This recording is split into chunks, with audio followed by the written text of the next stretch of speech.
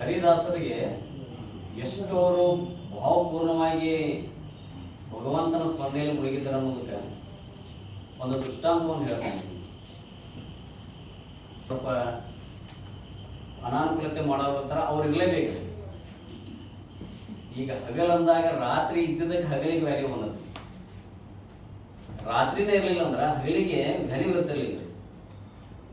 ಹಂಗ ಒಂದ್ ದಿವ್ಸ ಹರಿದಾಸರಿಗೆ ಏನ್ ಮಾಡ್ತಾರ, ಚಲೋ ತಂಗ ಹೊಡೆದ ನೀರೊಳಗೆ ಹೋಗದ್ ಬಿಡ್ತಾರ.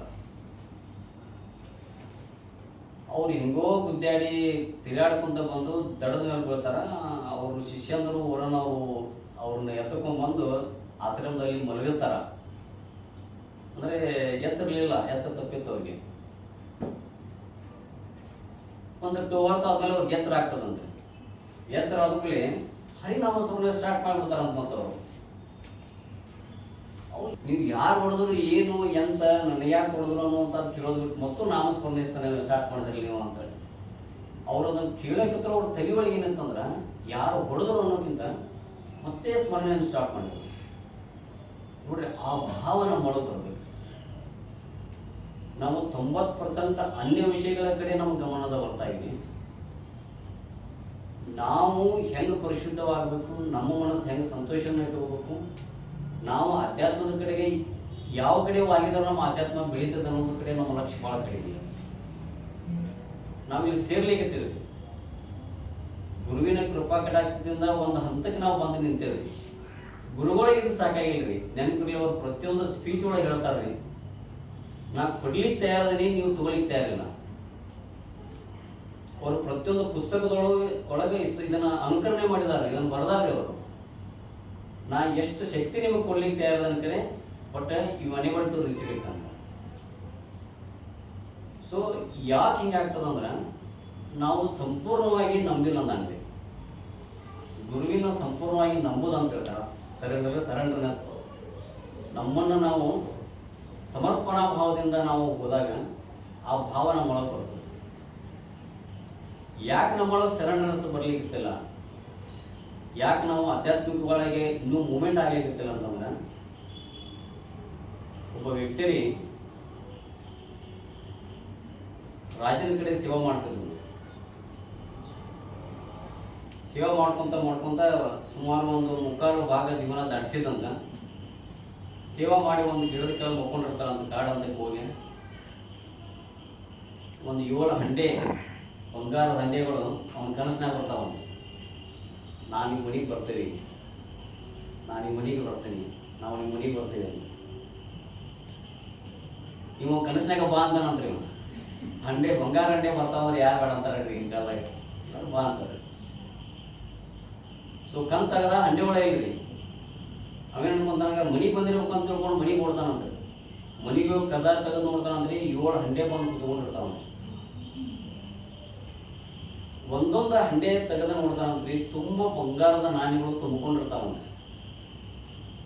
1 ತೆಗೆದ, 2 ತೆಗೆದ, 3 ತೆಗೆದ, 4 ತೆಗೆದ, 5ನೇ ತೆಗೆದ, 6 ತೆಗೆದ, ಮುಖ ಗಂಡ ಹೆಂಡತಿ ಮಕ್ಕಳದೆಲ್ಲ ಏನಾಗ್ಬಿಡ್ತಂದ ಅರಳಿತ್ರಿ. ವಿಷಯಗೆ ಆಕಾಶಕ್ಕೆ ಒಂದಾಗ ಏನು ಓದಿತ್ತಂತ. 7ನೇ ಹಂಡೆ ತೆಗೆದಲ್ರಿ, 1-2 ಇಂಚ್ ಕಡಿಮೆ ಇದ್ವು ಅಂತ ನಾಣ್ಯಗಳು. ಚಿಂತೆ ಹಚ್ಚಿಬಿಡ್ತ. 6 ಹಂಡೆ ತುಂಬಿದ್ದ ತಲೆಯೊಳಗಿರ್ಲಿಲ್ರಿ, 2 ಇಂಚ್ ಏನ ಕಡಿಮೆ ಇತ್ತಲ್ರಿ 7ನೇ ಹಂಡೆದೊಳಗ, ಅದು ತಲೆ ಕೆಡಿಸಿರ್ತೀರ. ಅದಕ್ಕೆ ಎಂತಿಗಂತ ಅಂತವ, ಇದು ಹೆಂಗಾರ ಮಾಡಿ ತುಂಬಿದ ಹಗಲ ರಾತ್ರಿ ದುಡಿ ನೀನು ಸ್ವಲ್ಪ ನೋಡ್ರಿ. 6 ಹಂಡೆ ಖರ್ಚು ಮಾಡಿದ್ರೆ ನಡೀತದ ಆರಾಮಿರೋಣ ಅಂತ ವಿಚಾರ ಬರ್ಲಿಲ್ರಿ. ಹೆಂಗಾರ ಮಾಡಿದ್ರೆ ಏನ್ 2 ಇಂಚ್ ಐತಲ್ಲ, ಇದನ್ನು ತುಂಬಿಸೋಣ ಅನ್ನುವಂಥ ವಿಚಾರಕ್ಕೆ ಬಂದಿತ್ತು. ಅವಾಗ ಏನು ಚೈನಿ ಮಾಡ್ತಿದ್ದಾರಲ್ರಿ, ಅದನ್ನ ಬಿಟ್ರಂತ. ಅರಿವಿ ತಗೊಳ್ಳೋದು, ಮಾಡೋದು, ಆರಾಮಿರೋದು ಎಲ್ಲ ಬಿಟ್ರಂತ ದುಡಿಲಿಕ್ಕೆ ಸ್ಟಾರ್ಟ್ ಮಾಡ್ತಾರ. ರಾಜನ ಕಡೆ ನಕ್ಕೊಂತ ಏನು ಹೋಗ್ತಿದ್ದಲ್ರಿ, ಸಪ್ ಮರಿ ಹಾಕೊಂಡ್ರಿ.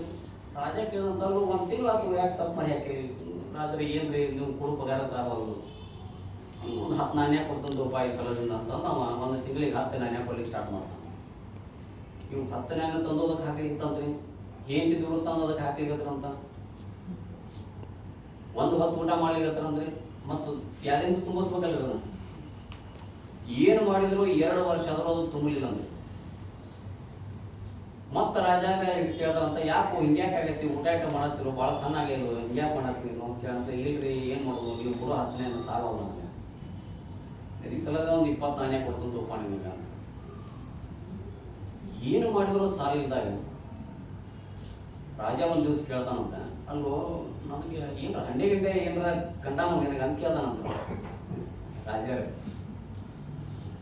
ಯಾಕ್ರಿ ರಾಜರೇ ನಿಮಗೆ ಹೆಂಗೆ ಗೊತ್ತಾಯ್ತು ಅಂತ ಕೇಳ್ತಾನಂತ ನಮ್ಮಪ್ಪ ನನಗೆ ಹೇಳಿದ್ದವನಿ ಕನಸ್ನಾಗ ಹಂಡೆ ಒಂದು ಬರ್ತೇವೆ ಅಂದ್ರೆ ಬರಬೇಡ ಅಂತ ಹೇಳೋದು ತಪ್ಪಿ ನೀವು ಬಾ ಅಂತ ಅಂದಿಗಿಂದಿ ಅಂತ ನಮ್ಮ ಮನಸ್ಸು ಹಂಗದರಿ ನಮ್ಮ ಮನಸ್ಸು ಹಂಗದರಿ 6 ತುಂಬಿ 7ನೇದ್ದು ತುಂಬಲಿಕ್ಕೆ ಸ್ವಲ್ಪದ ಆರಾಮ್ ಎಂಜಾಯ್ಮೆಂಟ್ ಆರಾಮಾಗಿರೋಣ ಅನ್ನುವಂಥ ವಿಚಾರ ನಮ್ಮೊಳಗೆ ಬರೋದಿಲ್ಲ ಭಗವಂತ ನಮಗೆ ಎಲ್ಲ ಕೊಟ್ಟಾನ್ರಿ ಗುರುದೇವ ನಮಗೆ ಎಲ್ಲ ಕೊಟ್ಟಾನ್ರಿ ಸಂತೃಪ್ತಿ ಕೊಟ್ಟಾನ ಸಮೃದ್ಧಿ ಕೊಟ್ಟಾನ್ರಿ ಒಳ್ಳೆಯ ಮನೆತನ ಕೊಟ್ಟಾನ ಒಳ್ಳೆಯ ಸಂಸ್ಕಾರನ ಕೊಟ್ಟಾನ ಒಳ್ಳೆಯ ಜೀವನ ಕೊಟ್ಟಾನ್ರಿ ಆದ್ರೆ ಅದನ್ನೆಲ್ಲ ಬಿಟ್ಟು ನಾವು ಇಲ್ಲದಕ್ಕೆ ವಿಚಾರ ಮಾಡ್ತೇವೆ ಯಾವುದು ಇಲ್ಲ ಅದನ್ನ ನಾವು ವಿಚಾರ ಮಾಡ್ತೇವಲ್ರಿ ಅದು 2 ಇಂಚ್ ಅದು ಆ 2 ಇಂಚಿನ ಸಲುವಾಗಿ ನಾವು ಹಿಂಗಾಗಿದ್ದೇವ್ರಿ ಇಲ್ಲಿವರೆಗೆ ಯಾವತ್ತು ನೀವು ಅದನ್ನ ವಿಚಾರ ಮಾಡೋದು ಬಿಡ್ತಿರಲ್ರಿ ಅವತ್ತು ನಮ್ಮ ಮನಸ್ಸು ಏನಾಗ್ತದೆ ಅಂದ್ರೆ ಆ ಗುರುವಿನ ಪಾದದ ಕೆಳಗೆ ಒಂದ್ಸಲ ಸರೆಂಡರ್ ಮಾಡಿ ನೋಡ್ಕೊಂಡು ನೋಡ್ರಿ ನಿಮ್ಮಲ್ಲಿ ಪ್ರತಿ ಕ್ಷಣ ನೀವು ಗುರುದೇವ ಅನ್ರಿ ನೆನಸರ ಅವರೇ ಹೇಳ್ತಾರೆ ನಿಮ್ಗೆ ನಾವು ವರ್ಕ್ ಮಾಡ್ತೀನಿ ಅಂತ ಹೇಳ್ದಾಗತ್ತಾಗ ಅದ್ಯಾಕೆ ಗುರುಗಳ ನಾ ಮಾಡ್ತೀನಿ ಅಂದ್ರೆ ಗುರು ಏನಂತಂದ್ರೆ ಆತ್ಮ ಮಾಡಂಗಿಲ್ಲ ಚಲೋ ಆಗ್ತದೇನು ಸೊ ಆ ದೃಷ್ಟಿಯೊಳಗೆ ನಾವು ಬಹಳ ಮೂಮೆಂಟ್ ಆಗ್ಬೇಕಾಗಿ ಎಷ್ಟೋ 1000 ವರ್ಷಗಳ ಕಾಲ ತಪಸ್ ಮಾಡಿದ್ರು ಸಿಗದ